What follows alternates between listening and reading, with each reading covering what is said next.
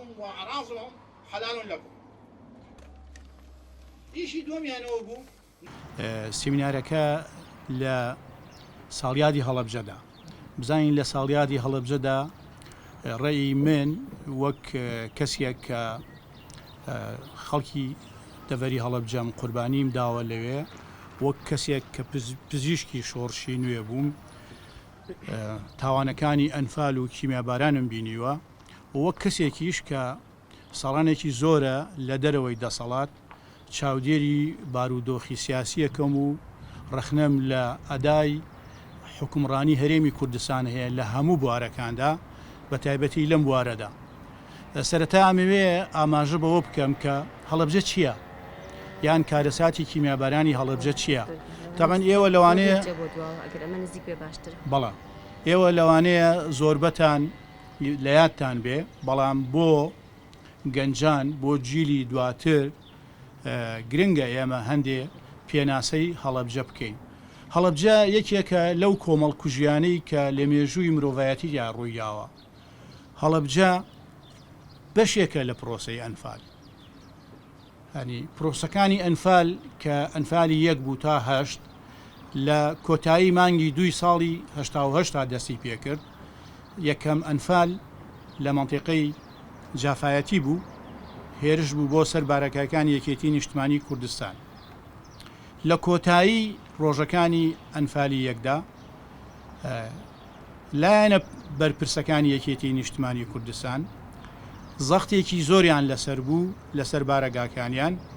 قەناعەتیان بەوە هەبوو بە هاوکاری ئێران و حیزبە سیاسیەکانی تری ئەو کاتە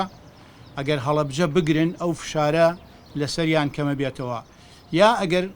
هەڵەبجە بگرن بارەگەکانیشان بگیرێت دوایی ئەتوانن لە ناوچەی هەڵەبجە و هەورامان بارەگای سەرکردایەتی لەوێ دابنێن ئەم بۆچوونە وای کرد کە هەڵەبجە بگیرێ لە ڕۆژانی 13 و 14 و 15 مانگی 1970 هێزی پێشمەرگەی لایەنە سیاسیەکان یەکێتی پارتی بزوتنەوەی ئیسلامی حیزبی سۆشیالیست لەگەڵ سوپای پاسدارانی ئێران لە چەند قۆڵێکەوە هێرشیان کرد بۆ هەڵەبجەیان خستە بن کۆنتترۆلی خۆیانەوە ئەوە بوو دوای چەند ڕۆژێکمانەوە ڕژێمی باعث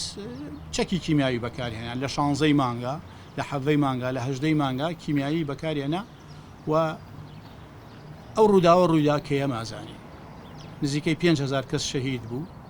چەندان 10,000 کەس زیاتر برینار بوو خەڵکەکەی تری بوو بە چەند بەشێکەوە بەشێکی ڕووی کردە ئێران بەشێکیشی ڕووی کردە عێراق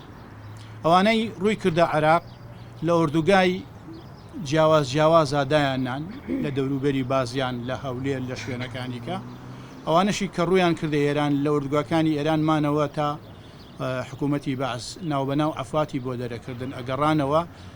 ئەگەڕانەوە هەندێکی کەش لەوانە ئەنفالەکران تەبەن ئەمە لە کاتێکدا بوو کە ئەنفالەکانی 2 3 و 4 و 5 ئەوانە بەردەوام بوو تا کۆتایی مانگی 8 تا مانگی 8 ساڵی 1970 کە شەڕی ئێران و عێراق وەستا ئەو خەڵکەی لە هەڵەبجە بوو دوایی ڕژێمی سەدام شارێکی بۆ کردەوە بە ناوی سەدامیەت حەلەبچە نازانم حەدەی سەدامیە چی ئەوانە تا کۆتایی خەڵکەکەی تر لە ئاوارەیمانەوە تا ڕوخانی ڕژێمی سەدام تا ڕاپەڕین لەو قۆناغە جیاجیانەوە لە هەر قۆناغێکدا ژمارەیەکی ئەگەڕانەوە بەداخەوە هەروەک خۆشی ئاماژی پێکرد هەتا ئێستا چی لەسەر ئاسی ناوخۆی کوردستان و چی لەسەر ئاسی عێراق و چی لەسەر ئاسی جیهان بەگشتی سیاسەتی هێزە سیاسەکانی باشووری کوردستان وای کرد کە هەتا ئەم دەقەش ئێمە نەمانتوانیوە ئەو کۆمەڵ کوژەی کە لەسەر خەڵکی شاری هەڵەبجەی خۆشەویست تێپەڕیوە بە جونۆساید بناسێنرێت چونکە بەڕاستی تراژیدیایەکی قورسە بۆ ئێمە هەر کات لەو ساڵەدا کە لە ڕێی ڕاگەیانەکانەوە ئێمە دەبینین یاخود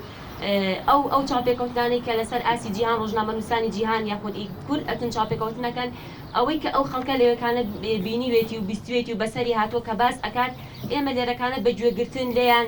و بە بیستنی ئەوەی کە بەسەر ئەوان هاتووە چجای تۆ ڕاستەخۆ لە ناو دۆخێکی ئاوادا ڕوبەڕووی کۆمەڵکوژکردن و لە ناوبردن و کردن ببیتەوە ئەمە بخۆی کارەساتێکی گەورەیە و پەڵەیەکی ڕەشیشە بە نێوچەوانی هێزە سیاسەکانی باشووری کوردستانەوە کە بەداخەوە بەرژەوەندی تەسکی حیزبایەتی و بەرژەوەندی مادی و نەبوونی سیاسەتێکی بەهێز و بوونی پەیوەندیکی دیپلۆماسی لەسەر ئاسی جیهان و لەسەر ئاسی نەتەوەی گرتوەکانی جیهان کە بتوانن بە شێوەیەکی ڕاست و دروست و ببنە نوێنەرێکی ڕاستەقینە بۆ ئەوەی کە ئەو کۆمەڵکوژەی لەسەر گەلی هەڵەبجە بەڕێوە بە جینۆساید بناسرێنرێت